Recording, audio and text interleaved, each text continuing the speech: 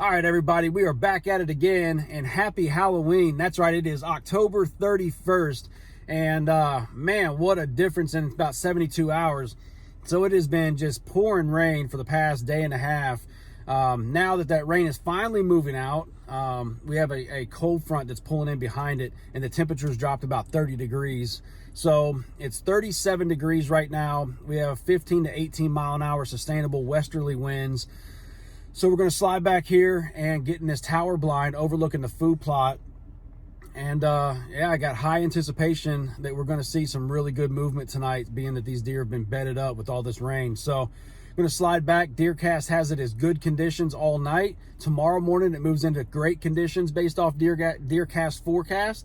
So I'm going to take off tomorrow morning. We're going to get back over on the new lease tomorrow morning, get after one of these big bucks if we're not successful tonight. But I just got that feeling, guys. It's that first time all season that it just really has felt like deer season. So I'm going to climb back here. Hope you continue to hang in there with me, and we should be bringing you some really good footage here before too long. Stay tuned.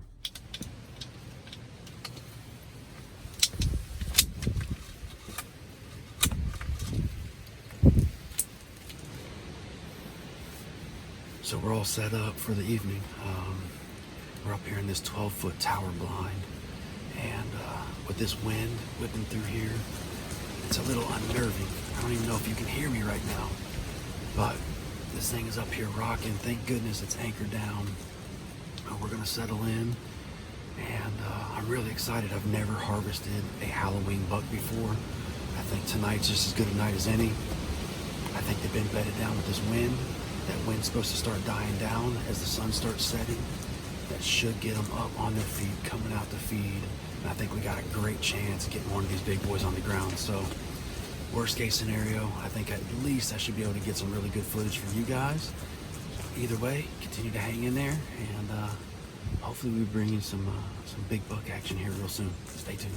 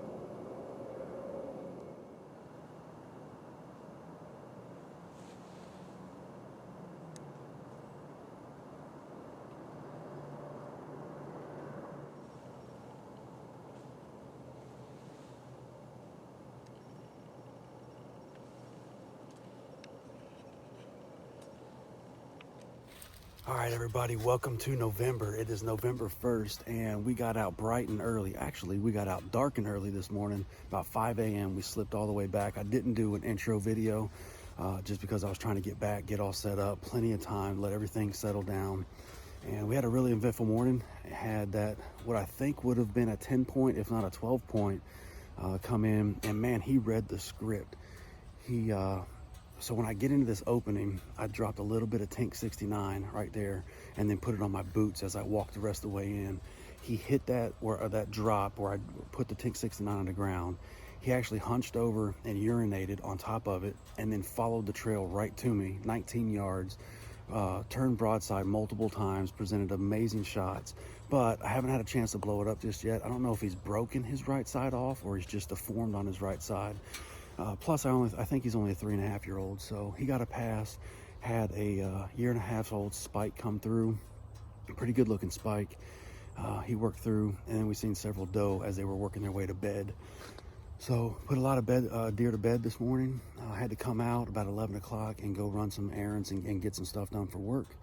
It's almost 4 o'clock now. We're gonna hike back here, hoping to be all set back up right before 5 o'clock. And hopefully the game plan is to do the same thing I did this morning, but catch one of these bucks as they're cruising through here, scent checking these two bedding areas. So gonna make the long hike back. Drove the four-wheeler about halfway, about 3/4 of a mile, and then gonna hike the 500 plus yards the rest of the way in. So keep hanging in there. Things are ramping up. A lot of the guys are seeing good activity, so a lot of good footage headed your way. So stay tuned.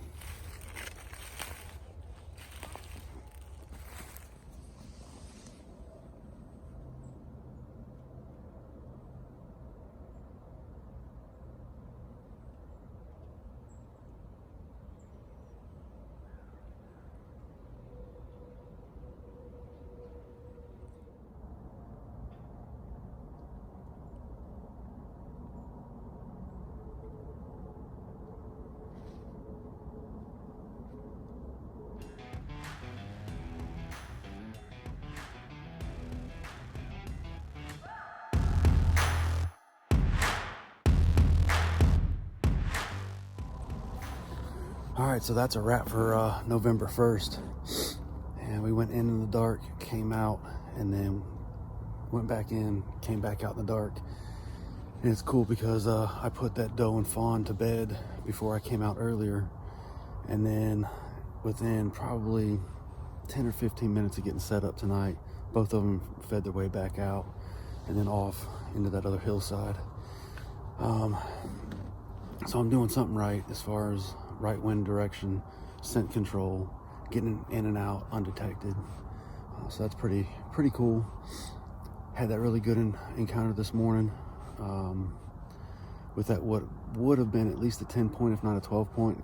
And like I said earlier, haven't had a chance to blow it up on the TV yet to kind of see what he really was, but great encounter nonetheless.